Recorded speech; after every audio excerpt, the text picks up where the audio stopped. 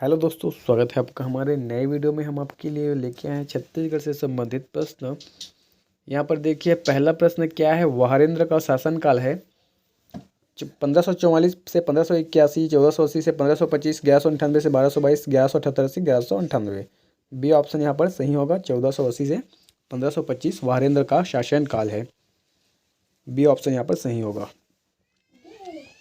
रतन देव का शासनकाल है 1045 से 45, नहीं 1040 से 45, 1045 से 65, 1065 से 70, 1070 से 75। तो बी ऑप्शन यहाँ पर सही होगा। 1045 से 65 रतन देव का शासनकाल है। बी ऑप्शन यहाँ पर सही होगा। जाज्वल्य देव प्रथम के उत्तराधिकारी बना है पृथ्वीदेव द्वितीय, पृथ्वीदेव प्रथम, रतन देव प्रथम, रतन देव द्वितीय। तो जाज्वल्य देव प्रथम के उत्तराधिकारी बना है पृथ्वीदेव द्वितीय। यहाँ पर बी ऑप्शन सही होगा। अगला क्वेश्चन है, किसने अपने सिक्के पर गज शार्दूल अंकित करवाया था। कमलराज, जाज्वल्य देव प्रथम, रतन देव द्वितीय, जाज्वल्य देव द्वितीय। तो जाज्वल्य देव प्रथम, बी ऑप्शन यहाँ पर सही होगा। जाज्वल्य देव प्रथम ने अपने सिक्के पर गज शार्दूल अंकित करवाया था। गज शार्दूल अंकित करवाया था जाज्वल्य देव प्रथम ने अपने सिक्के पर। रतनपुर के किस कलचुरी सम्राट के प्रधानमंत्री गंगाधर ने रतनपुर के निकट एक वीरा देवी मंदिर का निर्माण करवाया। रतन देव प्रथम, रतन देव तृतीय, जाज्वल्य देव प्रथम, जाज्वल्य देव द्वितीय। तो बी ऑप्शन यहाँ पर सही होगा। रतन देव तृतीय। किस कलचुरी शासक ने सकल कौशलाधिपति की पदवी धारण की। किस कलचुरी शासक ने सकल कौशलाधिपति की पदवी धारण की। कलिंगराज, रतनराज प्रथम, पृथ्वीदेव प्रथम, जाज्वल्य देव प्रथम। तो पृथ्वीदेव प्रथम, डी ऑप्शन, सी ऑप्शन यहाँ पर सही होगा। पृथ्वीदेव प्रथम ने सकल कौशलाधिपति की उपाधि धारण की।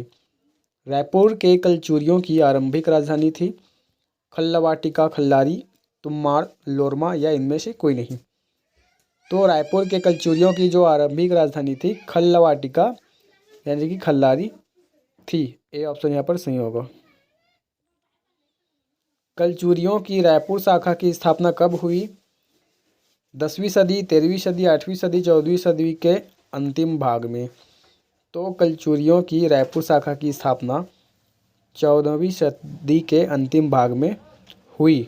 डी ऑप्शन यहाँ पर सही होगा। छिंदक नागवंश का राज्य स्थित था रायपुर में, रायगढ़ में, बस्तर में, कवर्धा में। तो छिंदक नागवंश का राज्य बस्तर में स्थित था। सी ऑप्शन यहाँ पर सही होगा। छिंदक नागवंश का राज्य बस्तर में स्थित था। कलचुरियों की कुल देवी है गजलक्ष्मी, लक्ष्मी, दुर्गा, काली माँ। तो कलचुरियों की कुल देवी है गजलक्ष्मी। ए ऑप्शन यहाँ पर सही होगा। कलचुरियों की कुल देवी है गजलक्ष्मी।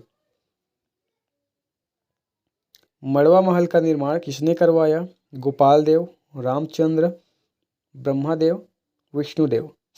तो मड़वा महल का निर्माण रामचंद्र ने करवाया।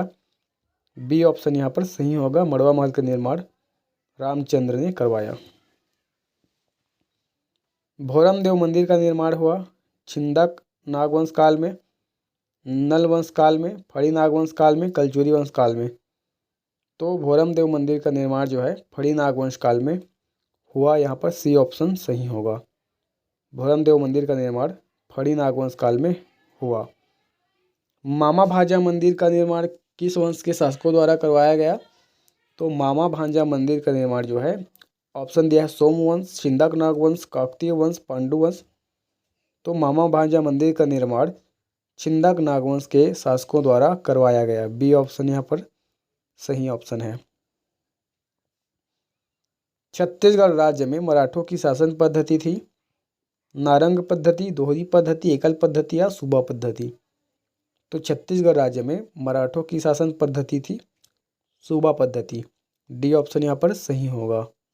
छत्तीसगढ़ राज्य में मराठों की शासन पद्धति सूबा पद्धति थी। किसने अपने स्वर्ण सिक्कों पर श्री जाज्वल्य देव एवं गज शार्दूल अंकित करवाया था। पृथ्वीदेव द्वितीय, जाज्वल्य देव द्वितीय, रतन देव द्वितीय या जाज्वल्य देव प्रथम। तो डी ऑप्शन यहाँ पर सही होगा। जाज्वल्य देव प्रथम ने जो है अपने सिक्के पर श्री जाज्वल्य देव एवं गज शार्दूल अंकित करवाया था। रतनदेव प्रथम के पश्चात कौन शासक हुआ जी? पृथ्वीदेव प्रथम, रतनदेव द्वितीय, जाज्वल्यदेव प्रथम या उपरोक्त में से कोई नहीं। तो रतनदेव प्रथम के पश्चात पृथ्वीदेव प्रथम शासक हुआ। बस्तर को छत्तीसगढ़ का अंग कब बनाया गया? 1778 में, 1790 में या 1810 में या फिर 1795 में? तो बस्तर को छत्तीसगढ़ का अंग 1778 में बनाया गया। ए ऑप्शन यहाँ पर सही होगा। कलचुरी और मराठों की प्राचीन राजधानी का गौरव प्राप्त है। सिरपुर को, रतनपुर को, आरंग को, राजिम को? तो कलचुरी और मराठों की प्राचीन राजधानी का गौरव प्राप्त है रतनपुर को। यहाँ पर बी ऑप्शन सही होगा। कलचुरी और मराठों की प्राचीन राजधानी का गौरव प्राप्त है रतनपुर को। निम्न में से कौन सा व्यक्ति भारतीय संविधान सभा का सदस्य था? माधवराव सप्रे, रामप्रसाद पोटाई, पंडित श्यामाचरण शुक्ल, इनमें से कोई नहीं। तो भारतीय संविधान सभा का सदस्य था रामप्रसाद पोटाई। यहाँ पर बी ऑप्शन जो है सही होगा। छत्तीसगढ़ में कलचुरी वंश के अंतिम नरेश थे अमर सिंह देव, कौकल्य देव, वृगसिंह देव, सत्यदेव। तो छत्तीसगढ़ में कलचुरी वंश के अंतिम नरेश थे अमर सिंह देव। ए ऑप्शन यहाँ पर सही होगा। छत्तीसगढ़ में कलचुरी वंश के अंतिम नरेश थे अमर सिंह देव। कवर्धा का प्रसिद्ध राजवंश निम्नलिखित में कौन था? सोमवंश, नागवंश, मेघवंश, फड़ी नागवंश? तो कवर्धा का प्रसिद्ध राजवंश निम्नलिखित में से फड़ी नागवंश था। डी ऑप्शन यहाँ पर सही होगा। कवर्धा का प्रसिद्ध राजवंश फड़ी नागवंश। कलचुरी और मराठों की प्राचीन राजधानी का गौरव प्राप्त है। सिरपुर को, रतनपुर को, आरंग को, राजिम को?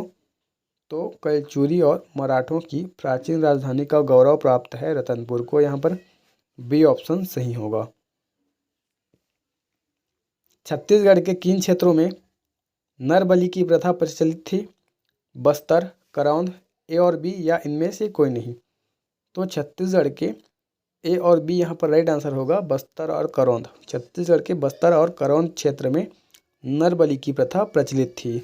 आज के लिए इतना है दोस्तों। वीडियो पसंद आए तो वीडियो को लाइक करें, चैनल को सब्सक्राइब करें और बेल आइकन को दबा दें ताकि आपको हमारे नए वीडियो का अपडेट मिलता रहे। तब तक के लिए धन्यवाद। जय हिंद, जय भारत।